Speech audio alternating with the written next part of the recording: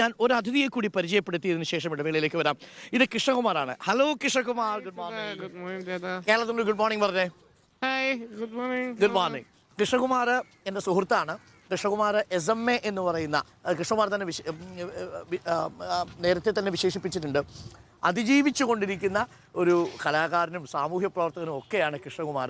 കൃഷ്ണകുമാർ ഞാൻ ആദ്യം പരിചയപ്പെടുന്നത് എന്ന് കാണണമെന്ന് പറഞ്ഞൊരു ടെലിഫോൺ വന്നപ്പോഴാണ്.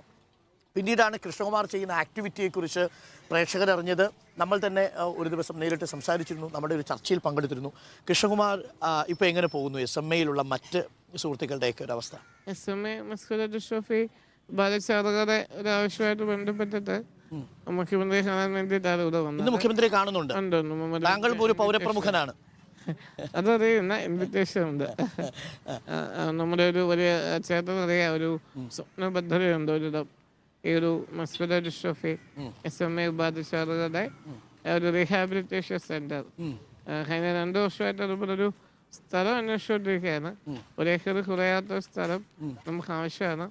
അത് ഇന്ന് മുഖ്യമന്ത്രിയോട് സംസാരിക്കണം, മന്ത്രിമാരോട് സംസാരിക്കണം. ഇപ്പൊ കേരളത്തിൽ എത്ര പേരുണ്ട് കൃഷ്ണകുമാർ SMA ബാധിച്ചു? നമ്മുടെ ഒരു ധാരണ പ്രകാരം മസ്കുലർ ഡിസ്ട്രോഫി ബാധിച്ച 10,000 ആളുകളുണ്ട്. 10,000-ലധികം. അതെ, ഒരു കൃത്യമായ ഡാറ്റ അവൈലബിൾ ആണ്. പക്ഷെ നമ്മുടെ ധാരണയാണ് SMA ബാധിതരുടെ ലിസ്റ്റ് എടുത്താൽ അത് ഏകദേശം ഒരു ഇന്ന് രജിസ്റ്റർ ചെയ്തിട്ടുള്ളത് 200-ന് മുകളിലാണ്.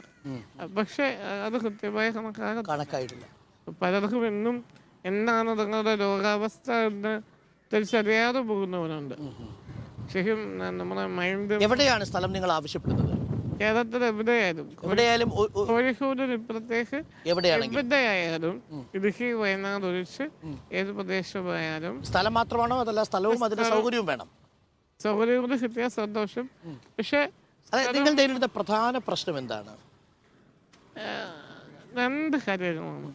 ഒന്ന്, ഈ രോഗാവസ്ഥയുള്ള ആളുകളുടെ കെയർ ഗിവേഴ്സ് അവർ ഇന്നാതായാൽ ശരിക്കും ഞങ്ങളുടെ അവസ്ഥ ഹൊറിബിൾ. അതായത് കൃഷ്ണകുമാറിനെ പരിചരിക്കുന്നു. ഇപ്പൊ അമ്മയാണ് കൃഷ്ണകുമാറിൻ്റെ ഒപ്പം ഉള്ളത് അല്ലേ? എനിക്കറിയാം. അമ്മ എത്ര കാലങ്ങളായി? എത്രയും കാലങ്ങളായി. 37 വർഷമായി അമ്മ കൃഷ്ണകുമാറിനോടൊപ്പം നിഴലായിട്ടുണ്ട്. ഇതേപോലുള്ള കൃഷ്ണകുമാർമാർ ഏകദേശം 300-ലധികം വരും അല്ലേ? ഞങ്ങളുടെ ഓർഗനൈസേഷൻ മാത്രം 600 പേരുണ്ട്. അപ്പൊ അവരോടൊപ്പം നിഴലായി നിൽക്കുന്ന, കരുത്തായി നിൽക്കുന്ന മനുഷ്യര് അവരൊന്ന് വീണു പോയാൽ ഇവരുടെ അവസ്ഥ എന്ത്? അതാണ് ചോദ്യം. അങ്ങനെ വീടില്ല കേട്ടോ. അപ്പൊ അത്ര ആളുകളെ വീണു പോയവരും ഉണ്ട്. വല്ലാതെ സ്ട്രഗിൾ ചെയ്യുന്നവരുണ്ട്. അവരെ പ്രത്യേകിച്ച് കെയർ ചെയ്യാൻ ഒരു സംവിധാനവും ഇപ്പോഴില്ല. അൺഫോർച്ചുനേറ്റ്ലി അതാണ് ഇന്ന് കൃഷ്ണകുമാർ മുഖ്യമന്ത്രിയോട് പറയാൻ പോകുന്നത്. എനിക്കൊന്നും ആരോഗ്യമന്ത്രി അടക്കമുള്ളവർ ഒരിടം എന്നാണ് അതിന്റെ പേര്. അപ്പൊ ആ ഒരിടം അവർക്ക് വേണമെന്നുള്ളത് ന്യായമായ ഒരു ആവശ്യമാണ്. കാരണം ഇവരെ താങ്ങുന്നവരൊന്ന് വീണുപോയാൽ ഇവരെ ആരാണ് സംരക്ഷിക്കുക എന്നൊരു പ്രധാനപ്പെട്ട പ്രശ്നമാണ്. ഈ വീൽ ചെയറിൽ നിന്ന് ഇറങ്ങാനാവില്ല, സ്വന്തമായിട്ട് നടക്കാനാവില്ല അല്ലേ? അതെ, കേരളത്തോട് മുഴുവൻ ഒരു റിക്വസ്റ്റാണ്. 1 ഏക്കർ കുറയാത്ത സ്ഥലം ഞങ്ങൾക്ക് വേണം. അത് വന്നു കഴിഞ്ഞാൽ ഞങ്ങളുടേതായ ഒരു ഇടം ഉണ്ടാക്കാൻ കഴിയും. ഈ ആവശ്യം ന്യായമായ ആവശ്യമാണെന്ന് പ്രേക്ഷകർക്ക് തോന്നുന്നുണ്ടെങ്കിൽ നിങ്ങൾക്കും സഹായിക്കാവുന്നതാണ്. ഇന്നിപ്പോൾ മുഖ്യമന്ത്രിയോടും ഒക്കെ ആവശ്യപ്പെടുന്നത് കൃഷ്ണകുമാറിനെ ക്ഷണിച്ചിട്ടുണ്ട് മുഖ്യമന്ത്രി പ്രഭാത ഭക്ഷണ യോഗത്തിലേക്ക്. അപ്പോൾ മുഖ്യമന്ത്രിയെ ഇന്ന് നേരിട്ട് കാണും, കാര്യങ്ങൾ അവതരിപ്പിക്കും. Thank you. അപ്പോൾ സന്തോഷം. ഓക്കെ, അപ്പോൾ thank you Keralam, thank you Krishnakumar. Krishnakumar happy ആയിരിക്കുന്നല്ലോ അല്ലേ? ബാക്കി പൊതുവെ ഹാപ്പിയാണ്, സന്തോഷം. വാർത്തകളൊക്കെ വളരെ കൃത്യമായി നിരീക്ഷിക്കുന്ന ആളാണ്. വാർത്തകളൊക്കെ കണ്ടാൽ ഇടയ്ക്ക് വിളിച്ച് കമൻ്റൊക്കെ പറയുന്ന ആളാണ് കൃഷ്ണകുമാർ. അപ്പോൾ നമ്മുടെ വാർത്താ സുഹൃത്ത് കൂടിയാണ് കേട്ടോ കൃഷ്ണകുമാർ.